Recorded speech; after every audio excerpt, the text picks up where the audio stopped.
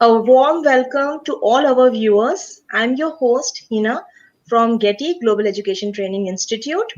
A warm welcome to our eminent speaker today, Mr. Vikram Rout, sir, Assistant Professor, Gandhi Institute for Technology, Bhubaneswar, Orissa. Welcome, sir, to a one again wonderful session of GETI, Disruptive Education Movement, initiative by Dr. Sunita Gandhi, ma'am. And Sunita ma'am is a visionary lady with lot of changes into the new education system. That is why this sessions to bring the new education systems into the new learning patterns. We are calling it as a disruptive education movement. Uh, Welcome to Vikram sir. Sir, your topic for the day is changing scenarios of Indian education system amidst pandemic. So over to you, sir. Vikram sir, on behalf of Getty, I'm your host Hina Ansari, welcoming you on board for great experience of learning from you, sir, and all your wise words to our listeners, to our viewers, and to everybody. Welcome, sir. Thank you, Hina ma'am. Before I start today's session, let me thank Dr. Sunita Gandhi ma'am and Team Getty for having provided me with this platform to disseminate whatever information that I have, whatever knowledge that I have about the situation that is prevailing right now, the post-COVID situation with all of you. Good afternoon, all my dear viewers. And I am Vikram Rout, as pointed out by today's host, Hina ma'am. And I am an assistant professor in Gandhi Institute for Technology from Bhubaneswar, Odisha. So all of you know that the world has been bogged down because of the unprecedented coronavirus. Every sector in this world has been affected, including the education sector. So after lockdown, shutdown, there seem to be new strategies how to bring back this education system into the normalcy. Keeping that in mind, there is a paradigm shift of the education in India. Although we are a developing nation, suddenly we changed into the technology based teaching.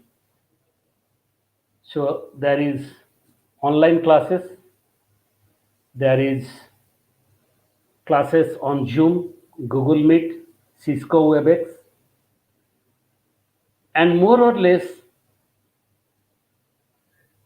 the disruptive learning methods have been implemented. So today's topic is how this education system in India has undergone a severe metamorphosis. We are going to discuss on that. So here I am going to share a PowerPoint presentation for your better grasp of my presentation. So just a second, let me share the screen.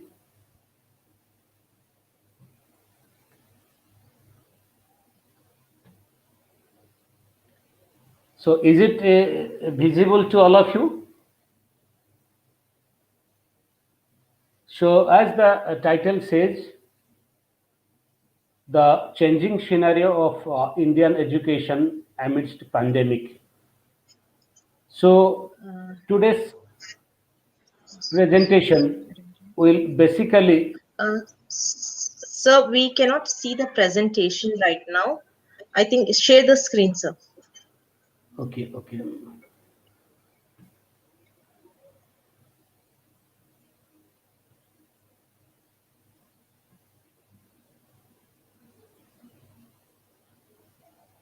Is it okay, ma'am?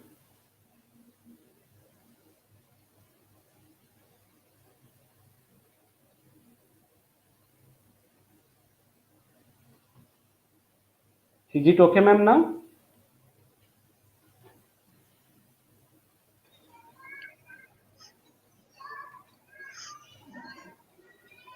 Um, Ma'am, ma'am, can you yeah. see?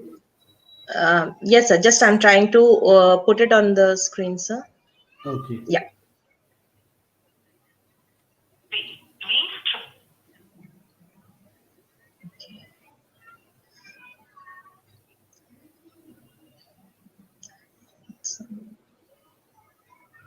Okay, sir. Please. Please, sir. Huh. So, is it displayed there on the screen, ma'am? Could you please Yes, just sir. It is confirm? on the screen now, sir. Please. Please, sir. Okay, Please. okay. So, today's topic of our discussion is the changing scenario of Indian education amidst pandemic. So, before we go into details, let me just share the outlines with all of you. That first we will have an introduction that what is the prevailing scenario of education system in India, the post COVID-19. Then what are the factors that are affecting the evolution of the education system? Then some concluding remarks from me. Then how things should be perceived, keeping in mind the future, because the technology based education cannot really overhaul this traditional physical classroom teaching. But still, then keeping in mind the future, we have to definitely think ahead of these traditional classroom teachings. So the introduction is that all of you know that COVID-19 pandemic has sparked a global realization. The realization is that the existing and the current way of life does not work. So earlier we are quite complacent that we are moving on with our life with lot of ease.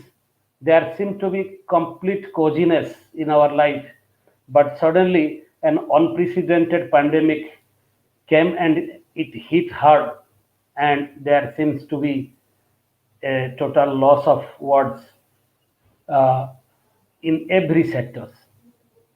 So the first realization that we got is that our existing and the current way of life doesn't work.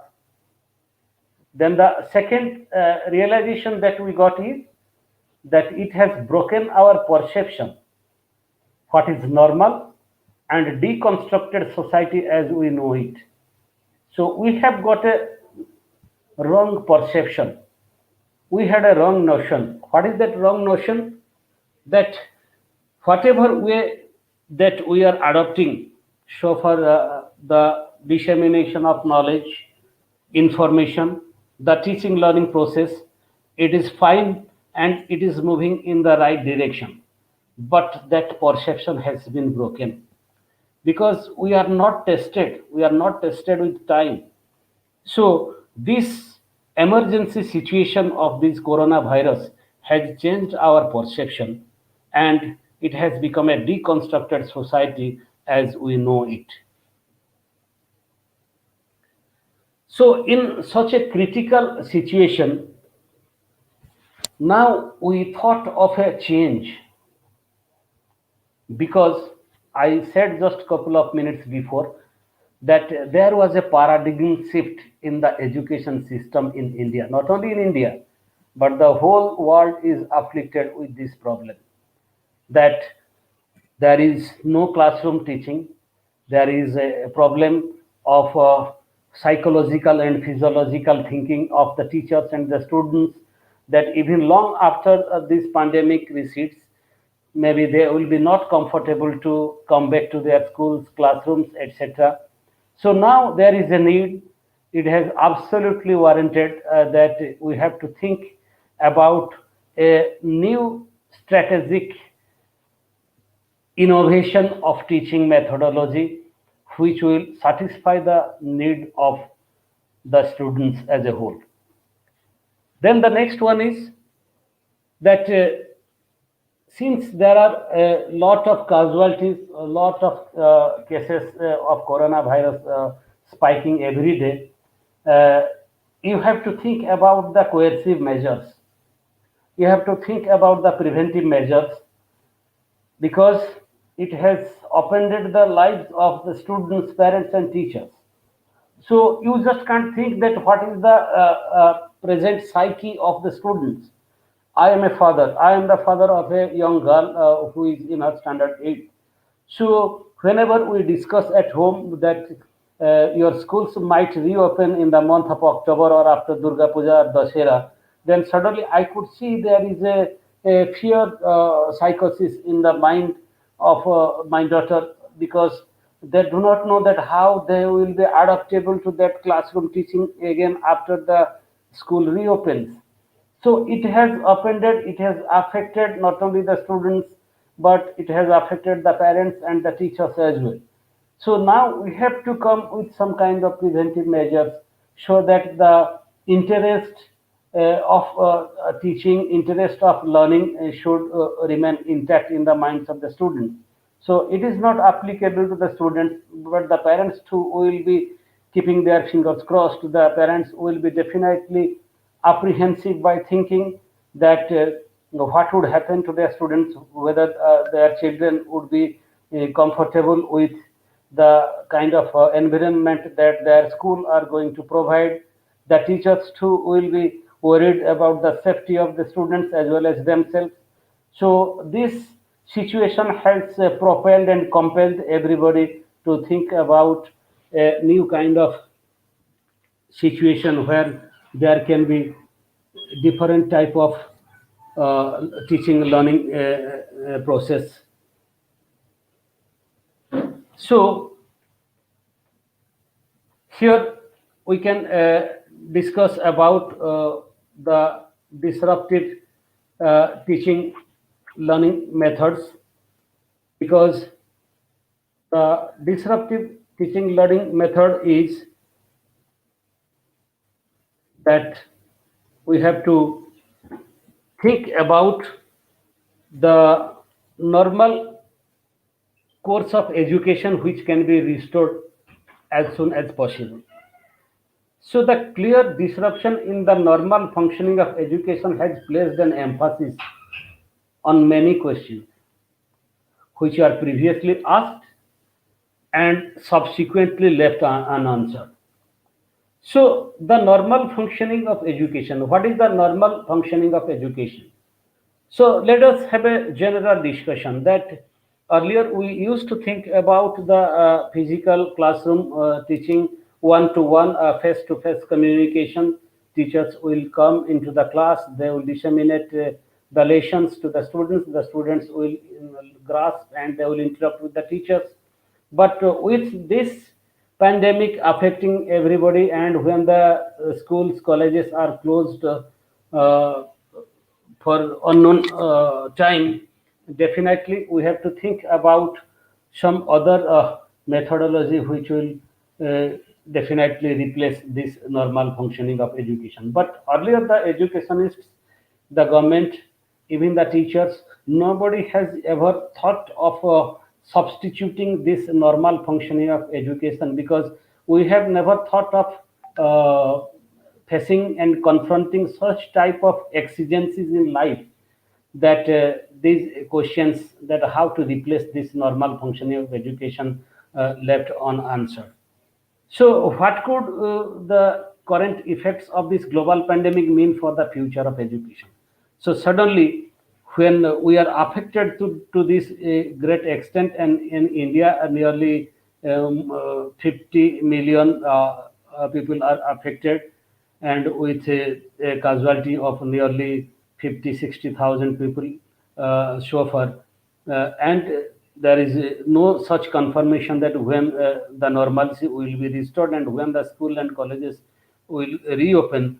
Now, the current effect of this pandemic is such that we have to think at large that what this global pandemic mean for the future of education, because the future of education in the world is not going to be the same again. I can reiterate that it will never be the same again, because this pandemic has given a realization to all the stakeholders, the students, the teachers, educators, educationists, government, etc., that there is no, although there is no substitute to this classroom teaching, but I can very well say this online teaching and this teaching methodology with the help of technology is going to stay for the next few years to come. Then what are the factors that are affecting the evolution of this education system? So now we'll discuss that what are the factors which are affecting this evolution of this present education system. To answer these questions, we have to think in terms of the modernization, that is adopting and adaptability of the new technology and increasing your efficacy.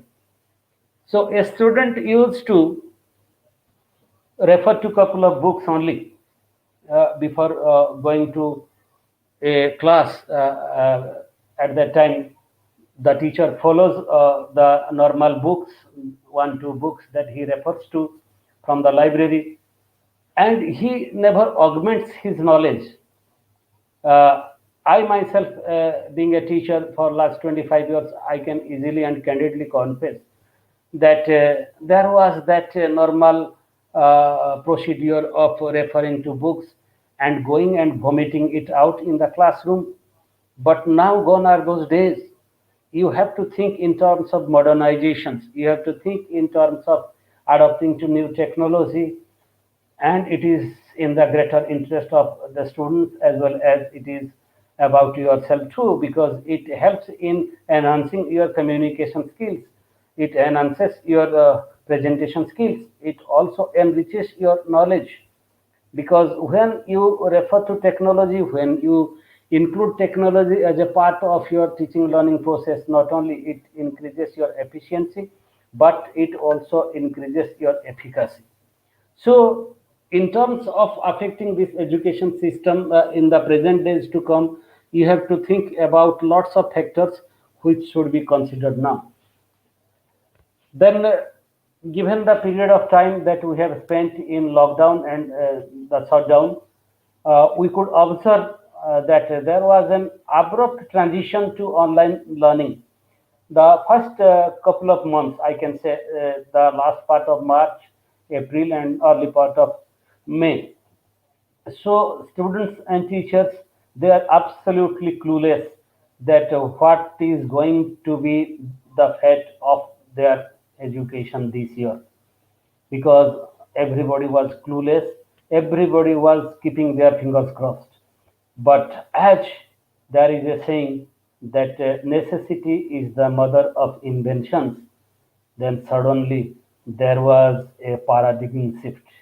There was an abrupt transition to online learning.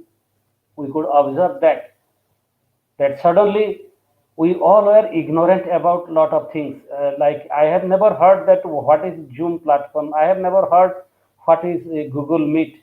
I have never I have never heard that there is something called Microsoft Team. I have never heard that what is Cisco WebEx. But I found that gradually some institutes came up, changing into the online teaching mode. So it has become a way of life in the last couple of months. And we have found that the time to think and the direction in which we must apply our efforts. So this help of technology, the new way of disseminating knowledge and information to the students, both in schools as well as in colleges. Now we got a ray of hope that at least we can stay tuned, we can stay connected with our students. They can definitely learn the new things, they can explore the new horizons of life, and they will also learn the nuances of this online teaching methodology. So we have to apply our mind, we have to apply our brain, we have to apply our efforts in the greater interest of the society, in the greater interest of the students, that let not this education sector be bogged down by this pandemic, because we know that there is a saying called the famous Charles Darwinian theory, that the survival of the fittest. So if you want to survive in such type of scenario, then you have to be the fittest one. So in this scenario, how can you remain the fittest? You have to be the fittest by resorting to some technology, by resorting to online learning, by resorting to new inventions, by thinking about new strategies, by taking new initiatives to stay tuned, to stay connected with the students, so that not only you learn about the new world of learning experiences, but your students will also take interest that what is this learning called online teaching, the teaching through technology. Because when we were teaching, we have to solely depend on the blackboard, the whiteboard, the chalks, dusters, the markers, etc. But now we can see that lots of PowerPoint presentations, the videos, even you can download lots of educational courseware from YouTube, from other sources. You can directly share with your students, and that is only possible if you make some extra effort, so that not only you will reach out to your students, but also you can make your classes more interesting, so that the four walls of physical classroom teachings, which at times seem to be dull, boring, and monotonous, that can be come across, that can be evaded, that can be uh, defended. So the next one is, uh, in such a situation, we have not only been given a chance to rethink the education sector, but also the opportunity to visualize how it can evolve in tandem with our changing world. So, one thing that we learned from this pandemic is that it provided us with a platform. Let me tell you that it provided us with an opportunity, a scope to rethink. What is this rethinking? This rethinking means to revisit our education sector. The education sector, which has been going on since time immemorial. So nobody has given a second thought that how can we upgrade it, how can we augment it, how can we make it more effective, how can we make it more interesting, how can we use the different kind of technological resources to reach out to our students, to broaden their horizon. Nobody has given a thought, but in the midst of this misfortune and adversity, there comes a scope or opportunity. Like I was listening to some of the eminent speakers in some webinar, he said that every misfortune, every catastrophic experience always comes with some kind of opportunity. So now you can say that, although with due respect to the families, those who are affected, the people who have lost their loved ones due to this coronavirus, those who are defeated by this COVID battle, that I can say that there was a scope even in the midst of this pandemic to experiment and to explore. And that is only when we gave a rethinking, or you can say that we revisited the old age education sector, and we found that there was an opportunity to visualize that how it can evolve in tandem with our changing world. The world is changing, so we need to change with the world. The best way to remain at pace with the changing world is to constantly change yourself. Then, what are the possible scope for the evolution of schools and colleges, the post-coronavirus? So, there is a paradigm shift, as I mentioned, and with this kind of scenario, the possible scope for the evolution of the schools and colleges has also changed, and I have tried to classify it into four broad areas. The first one is there was a change in the purpose of learning. Then the second one was the utilization of innovative methods of education. Third one is a tighter relationship with technology. And the last one is a focus on bigger issues. So let me come to the first scope, that is a change in the purpose of learning. So when we were inside a physical classroom, at that time, the purpose of learning was different. What was the purpose of learning at that time?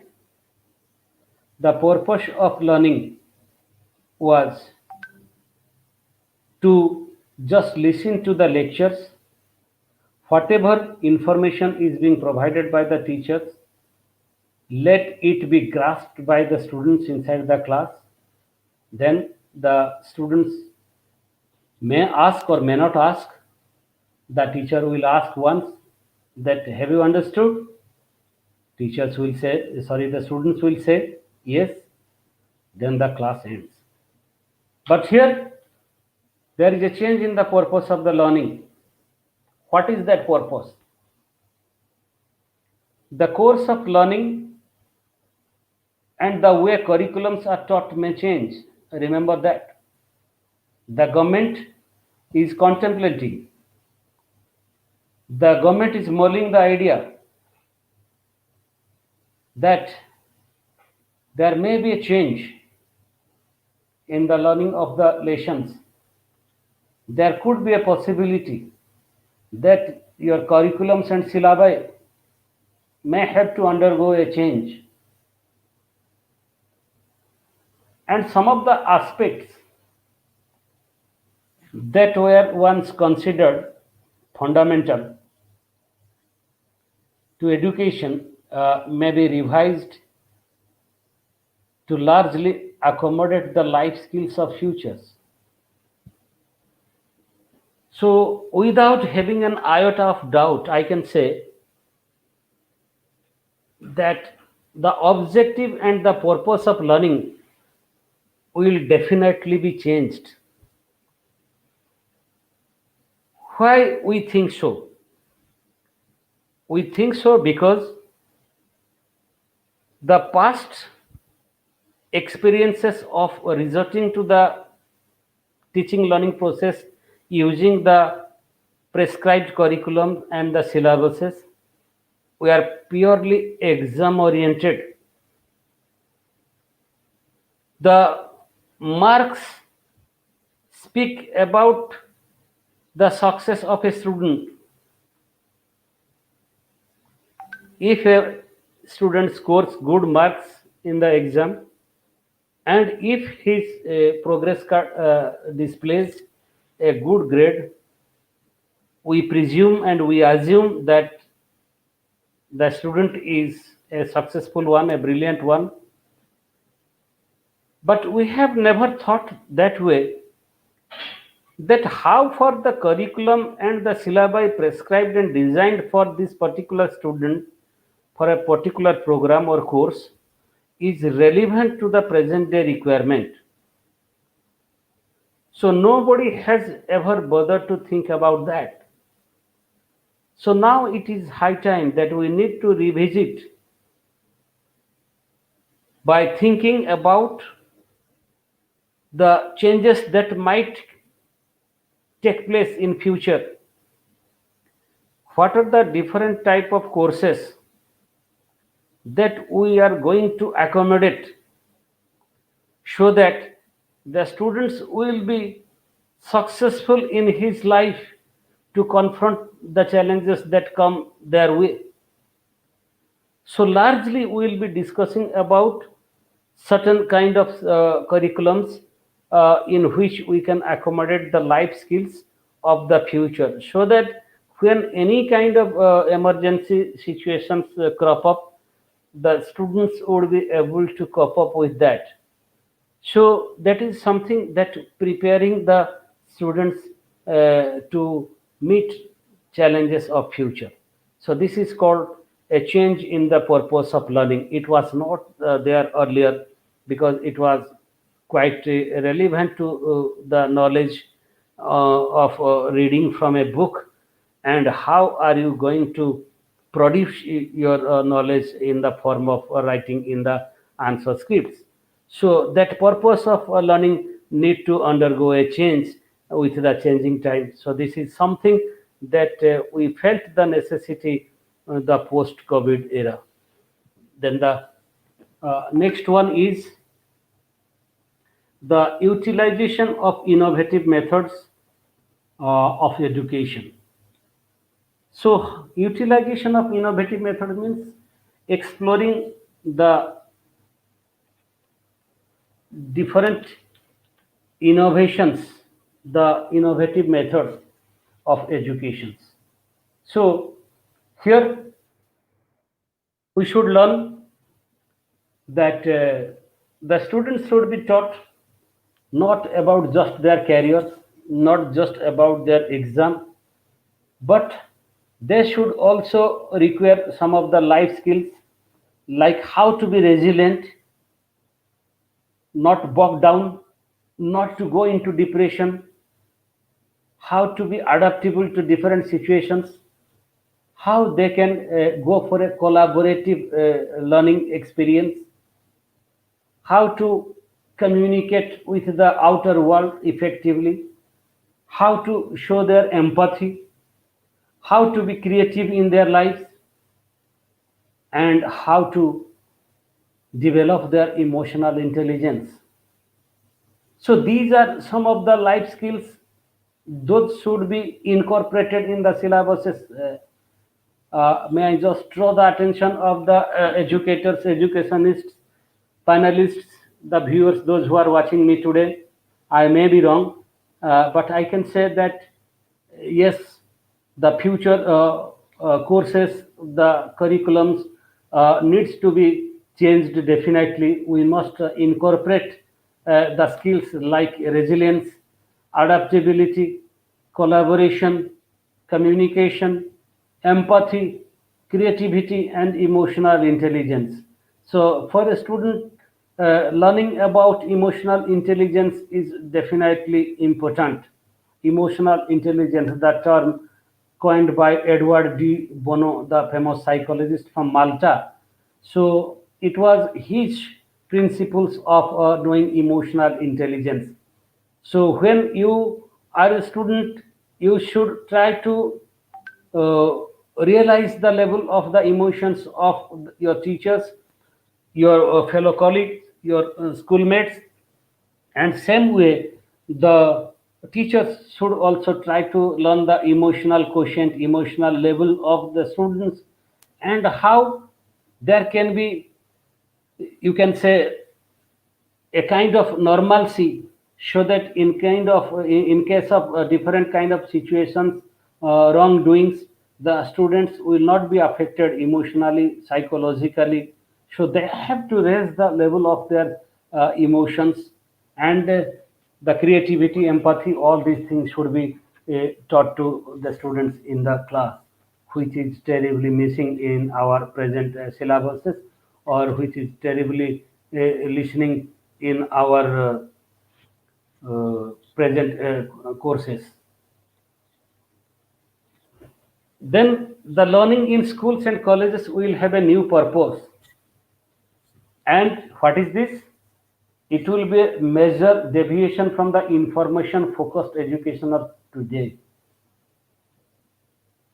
So this is something that we can think of while thinking about incorporating the new syllabuses and curriculums. There will be a major deviation from the information focused education of today. So now what we are doing, we are just sharing information. Suppose now I am a teacher of history and I am teaching that the Battle of Palashi was fought in the year 1757. Jallianwala Bagh massacre took place on April 13th, 1919. So this is what we are doing, just we are passing information to the students. So the present education system, the curriculum is basically information focused, but there should be a deviation from this, and students should learn different type of creativity. They should learn how to be resilient. They should learn how to be adaptable, how to collaborate in making something. You are making a project, then you try to collaborate with your friend, take the help of your teachers, you communicate effectively. So all these things will be handy for the students after this. Then we are discussing about the utilization of innovative methods of education, that the disruption faced due to the novel coronavirus in the world. Education in our world, in our country, has experienced some major changes. So you can say, even in the face of rapid innovation, so India is a quite a developing country, quite a developing country, and we have got lots of scientists known for their bigger innovations, etc. But in the face of these rapid innovations, we are not quite yet successful to shift the way in which we impart the education. Means education sector has not improved the way we have improved in other science and technology, in the space research, in the defense research. The education sector has never been enriched, because we have never utilized innovation in this education sector. So there is no shift the way which we impart education in India. So now it's high time that we have to revisit our strategy of bringing out innovation in the field of education sector. So learning is the acquisition of knowledge. So learning is the acquisition of knowledge, but it does not have to surely occur through age-old methods. Yes, we accept that learning is something that we do when we acquire knowledge, but it does not necessarily mean that it happens only in classrooms. It does not necessarily mean that it takes place inside a classroom, a physical classroom, the four walls of a classroom. So this is called the age-old methods, which is not going to remain relevant in the future years, especially the post-corona period. So now we have to use the highest potential of your brain to bring out innovation in the field of education, because students will no more be just information centric. Remember, because whatever information that you want to share to the students, whatever information you want to disseminate to your class students, they can access that in Google, they can find it in internet. So nothing is new for them.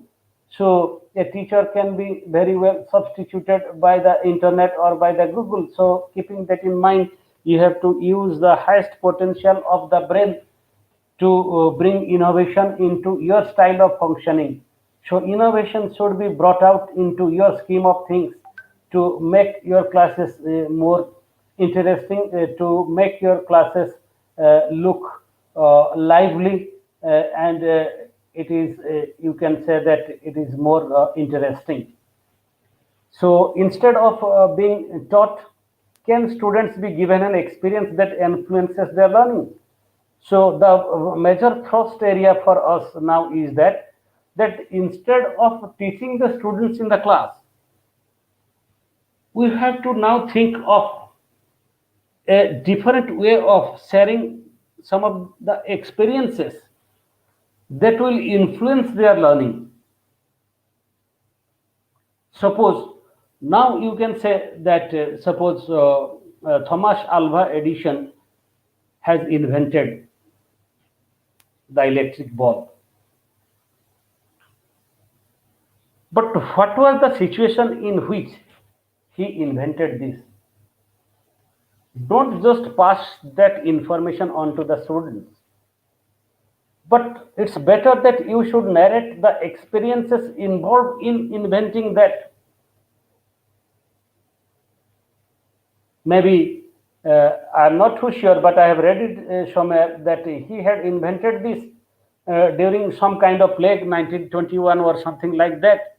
That when the life was completely bogged down, during that period, that he invented this.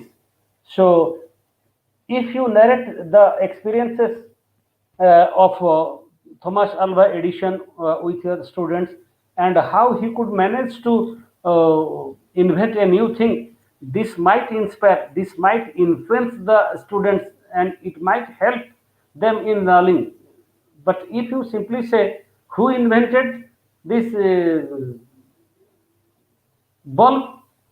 The answer is this, Thomas Alva Edison. So this is just kind of information centric teaching or information focused teaching. So that is definitely going to be rewritten in the future days. So we have to think about innovative way of teaching the students. Then approaches like integrated learning and experiential learning with greater implementation of technology will power the future of the education in schools. So everywhere in schools and colleges and other educational institutes, there will be definite integrated learning and there will be experiential learning with greater implementation of technology and innovation, which will be the buzzword for the future of education in the education sector in schools and in colleges. Then the last thing that I would like to concentrate is onwards. You can say there will be a tighter relationship with technology. So what is this tighter relationship with technology? That there will be strong bonding with technology. That is called tighter relationship with technology. People will remain more glued to the technology now. Even a general man like me, who is a professor of English only, but now I am just trying to learn the nuances of technology because it helps me not only in enriching my knowledge, but I use this technology, new methodology, new invention to reach out to my students so that the students also learn and find their classes more interesting. So every teacher, every students will be now more closely associated with technology, and in the face of such kind of deadly pandemic, remember this technology has emerged as a major lifesaver. Had not there been the technology, had there been no online teaching, the students, the parents, the teachers would have been half made by now. So this technology has emerged as a major lifesaver. So now you have to move with the technology in the future years. Then communication is a major key to our interconnected existence, and technology is the driving force that maintains our connections. So communication tools should be used effectively, and we have to remain interconnected with technology, which will be the next driving force for the teachers as well as the students. For education, that means creating content and delivery systems that harness and utilize technology to its fullest. So we will use different type of technology and we will ensure delivery systems that harness and utilize technology to its fullest. Then perhaps education may become more flexible, accessible, relinquishing its over-reliance on rigid structures that we currently consider necessary. So we have to think about the rigid structures, relinquishing its over-reliance. Relinquishing means giving up the age-old system of teaching. Now we have to think about the rigid structures that is considered to be necessary now. And additionally, the current generation of school students are generation Z and Alpha. So generation Z and Alpha, this is a term used by Mark McCrindle. Generation Z students means the students those who are born between 1995 to 2009, and generation Alpha, someone who was born between 2010 to 2024. So now, since they are the present generations, so you should come up with latest technology and innovations to satisfy their needs. And they are the generations that are defined by their use of technology. So if you go to a class 3, class 4 student now, you will find that he or she is attending a class in Google Meet, literally knowing everything, how to access, how to share the screen, how to take attendance, how to unmute yourself, mute himself, how to stop his video, etc. This can be done by, you can say, a class 3, a class 4 student, something that was never seen before, because they are the generation that are defined by their use of technology. And whenever I use any such type of technology for the first time, literally I had to ask my daughter to come and help me, because she was attending her classes in Google Meet. So when I took classes on Google Meet, I had to approach my daughter to help me in learning this new technology, because they are the students of present generations.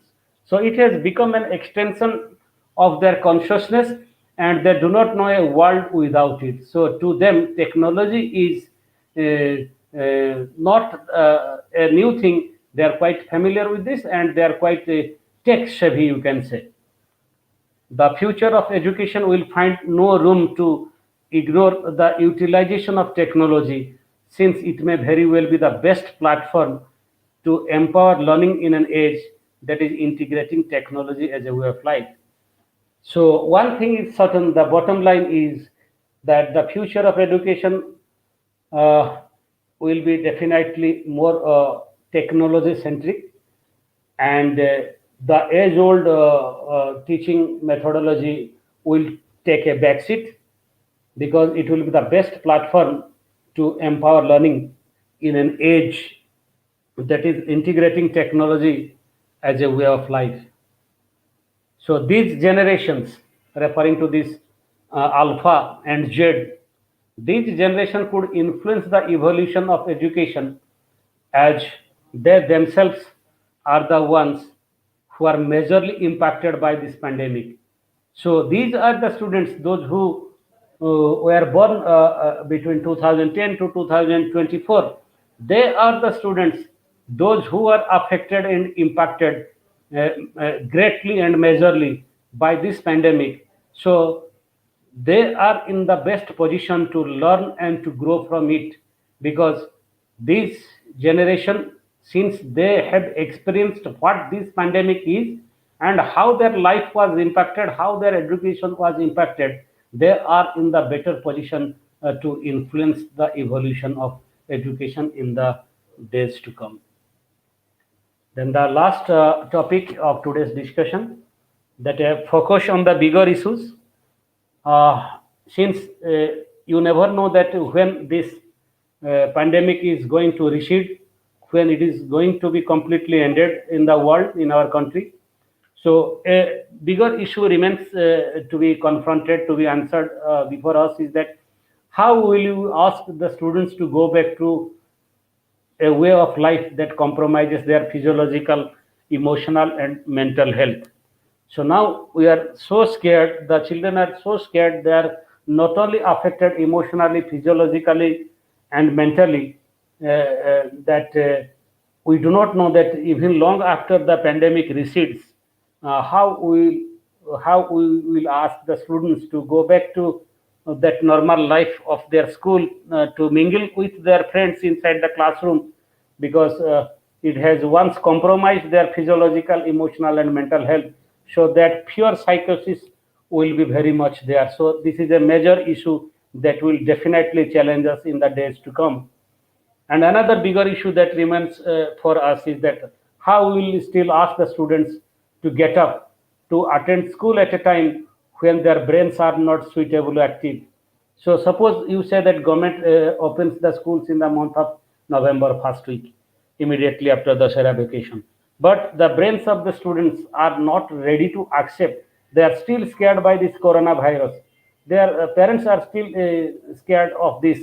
They are scared about the health hazards that might crop up someday, because you never know that what kind of dangerous virus is this. So these bigger issues will definitely challenge us. It will confront us, and it will be a difficult matter for all of us in the days to come.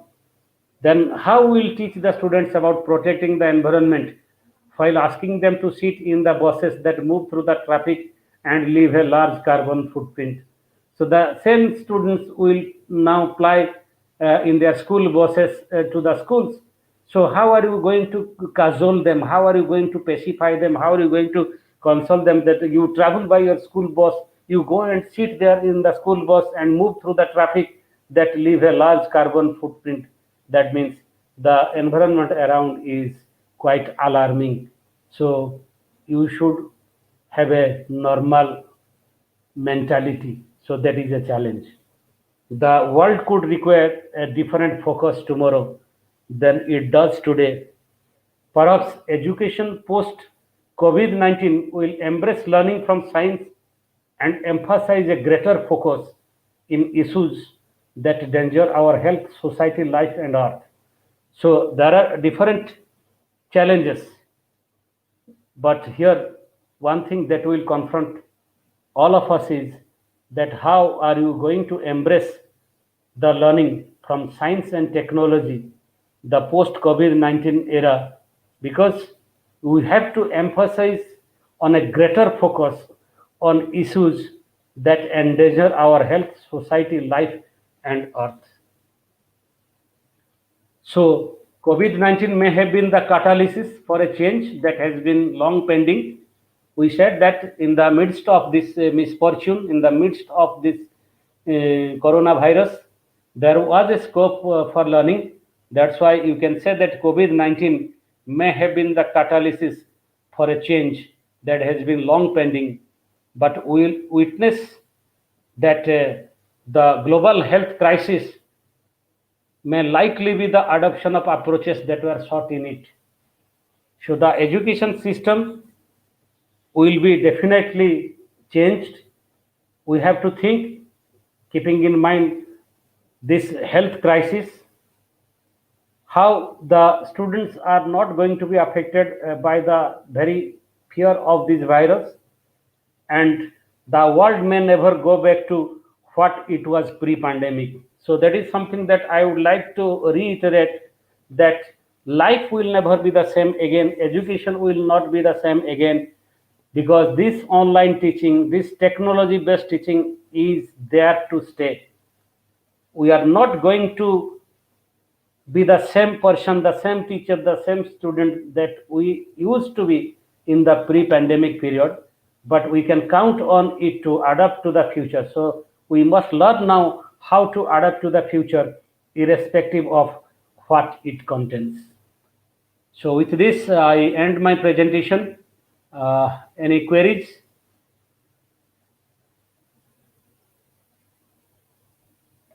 Thank you so much, sir, for the great learning. As wisely said by you, sir, that the next generations they have to come up with the technology for learning. I hope our viewers will surely understand that upgrading the teaching skills of the teachers, and also upgrading the students for better technology learning, it is very important that we come up and we learn the new technology methods. And I think visionaries like you can be the one who could be actually promoting the students to learn, the teachers to also learn. First, the teachers have to be educated, tech friendly, and only then these new generations, they are born in the gadget world. So they are very comfortable. Even when the child is not in the school, the child is surely watching something on the mother's or father's mobile and laptop. So they are born with the gadgets. It is Yes. us, the teachers, who have to learn, who have to be practical into getting into their zone of learning. So, Yes. and as wisely said by you, sir, that the next level of learning could be with the technology support. It Yes. cannot be without the technology support. It has to be with the technology support only.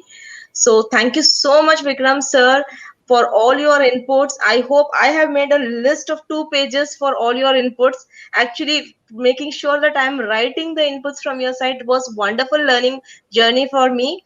On behalf of Getty Global Education Training Institute, your host, thanking you, Vikram sir. Hope to have another lovely session with you soon.